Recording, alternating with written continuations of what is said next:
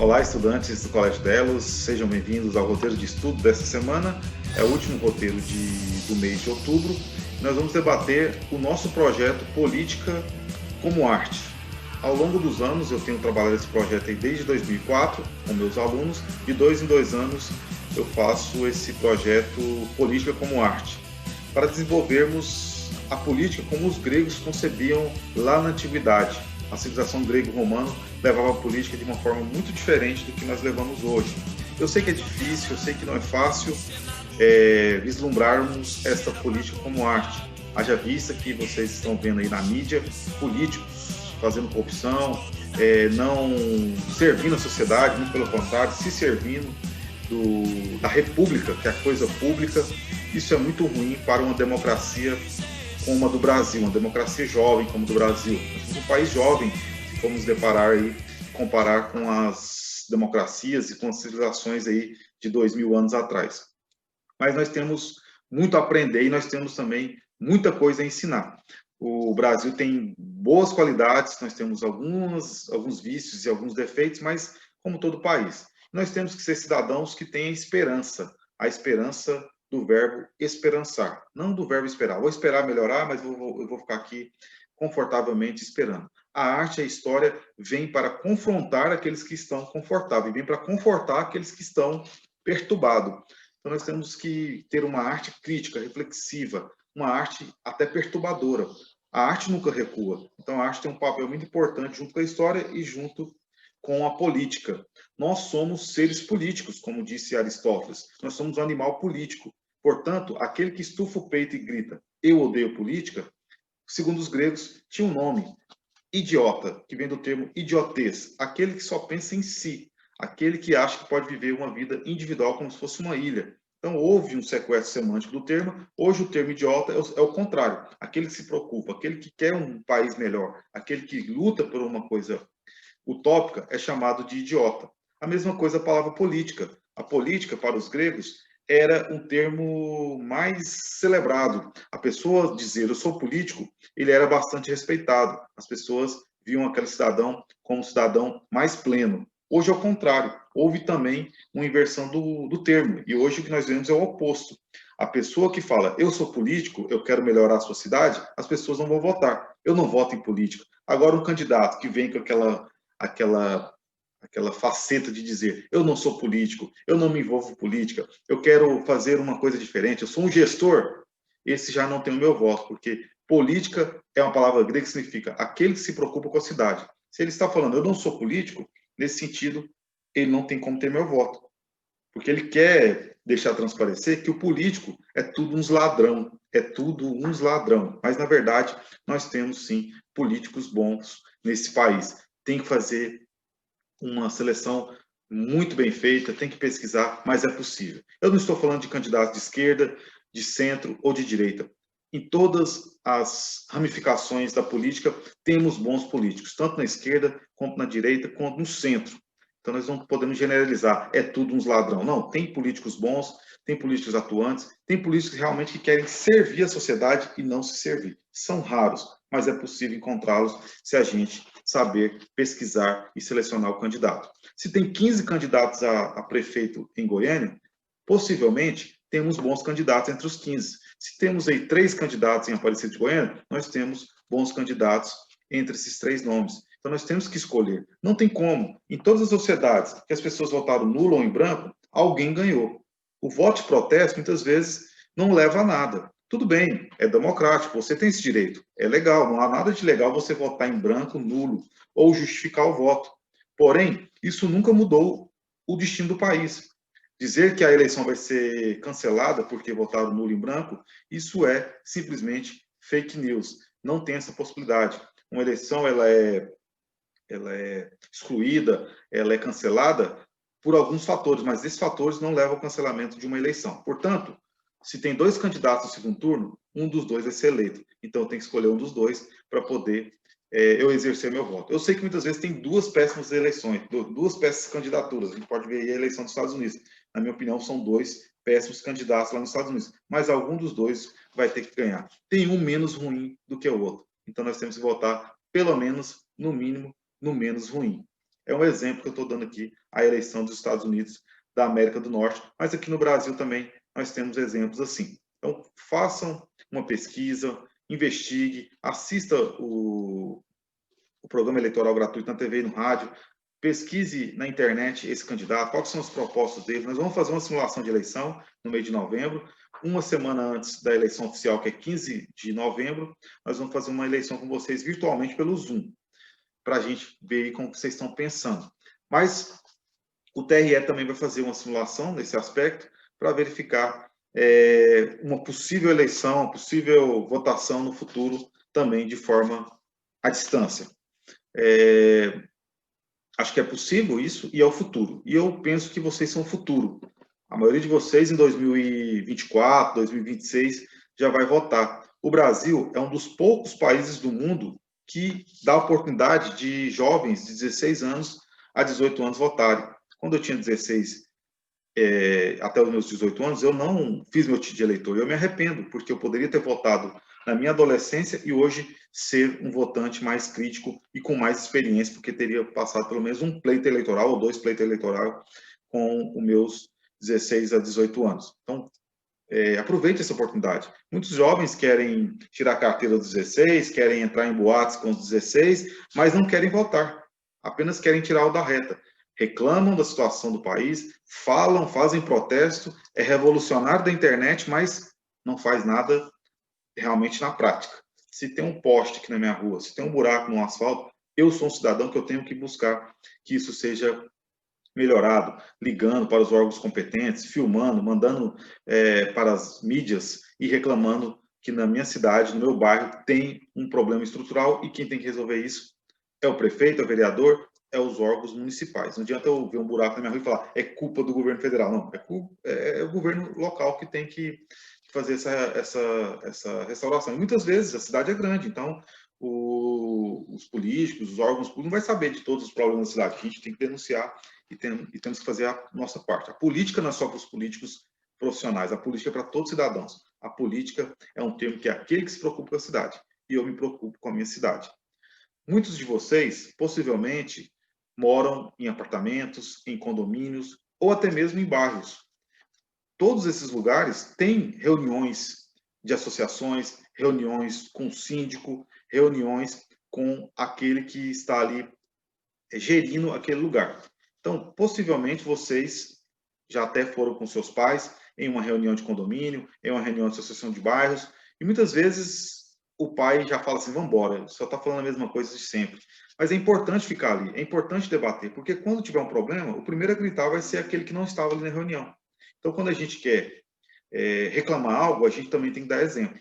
Então, quando tem uma reunião de bairro, reunião de associação de moradores, ou uma reunião de condomínio, você tem que participar. Ah, mas eu sou uma criança, vai junto com seu pai, é ali que começa a política. Os grandes políticos, os bons políticos do Brasil, surgiram dos grêmios estudantis. Falta isso nas escolas, né? Os representantes dos estudantes ali e ser votado e eleito pelos próprios estudantes. Então, muitas vezes, está faltando uma escola para os políticos. E as escolas dos políticos, muitas vezes, eram associações, eram os grêmios estudantis, eram os sindicatos ou os síndicos dos prédios e condomínios. Então, é importante que isso volte. Então, a questão no roteiro sobre isso. Em relação a um termo que é muito falado aí nesse ano de eleição, e as pessoas muitas vezes não querem mais saber de eleição, porque eles falam que é tudo uns ladrão, é corrupção. A corrupção é uma palavra que está bem alta. A corrupção sempre existiu. Se a gente olhar lá no tempo de Cristo, existiam 12 apóstolos ao lado de Cristo. Tinha pessoas corruptas à sua volta. Se a gente for olhar, então, um país com mais de 200 milhões de pessoas, com certeza temos pessoas corruptas nos mais variados órgãos. Então, não tem como. A política tem corrupção, mas nós podemos diminuir a corrupção. Falar que vai acabar com a corrupção também é uma utopia. Né? Se tem 2 pessoas ali, pode ser que uma seja corrupta e outra não. Temos como diminuir, temos como fiscalizar. Por isso que ela é mais vista. Não que ela aumentou, ela está sendo mais vista. Por quê? As pessoas filmam, as pessoas estão em cima. Não é que ela aumentou, ela está sendo mais percebida pela sociedade. A corrupção sempre existiu. E alguém bater o peito e falar, eu acabei com a corrupção? Isso não existe. A corrupção, ela vai sempre existir. Eu posso dizer, eu estou lutando para que essa corrupção diminua, que essa corrupção seja mais vigiada, que os corruptos sejam punidos. Isso sim é possível. Então, eu vou falar só mais uma coisinha para vocês, que os gregos, eles eram pessoas que se preocupavam muito com a cidade. Eles se preocupavam muito com a cidade. Vamos ver o que, que os gregos pensavam sobre a questão da política. Na Grécia Antiga, sobretudo em Atenas, os gregos atenienses, eles iam 9 vezes, a cada 9 dias, eles iam uma vez à Ágora, onde eles debatiam a política. A cada 9 dias, uma vez, eles iam lá debater políticas, votar o melhor para a sociedade. Nós, ocidentais, vamos votar a cada 2 anos, uma vez. No máximo duas, quando tem segundo turno. E muitos dizem, eu não vou votar. É tudo uns ladrão. Tudo bem, é direito seu. Porém, você vai ser representado por outras pessoas que muitas vezes têm interesses políticos de se servir e não servir à sociedade. Então, se nós queremos um país melhor, nós temos que votar. É de 2 em 2 anos, uma vez. Será que dá trabalho ir lá uma vez e votar? E refletir, e pesquisar e votar na melhor opção? Não vender seu voto, mas votar naquele que realmente tem boas ideias para toda a sociedade, mas não só para a sua. Ele é muito bom para professores, mas ele não é bom para os policiais. Ele é muito bom para os policiais, mas não é bom para o gari. Tem que ser uma pessoa que pensa coletivamente em todas as profissões, não em uma apenas.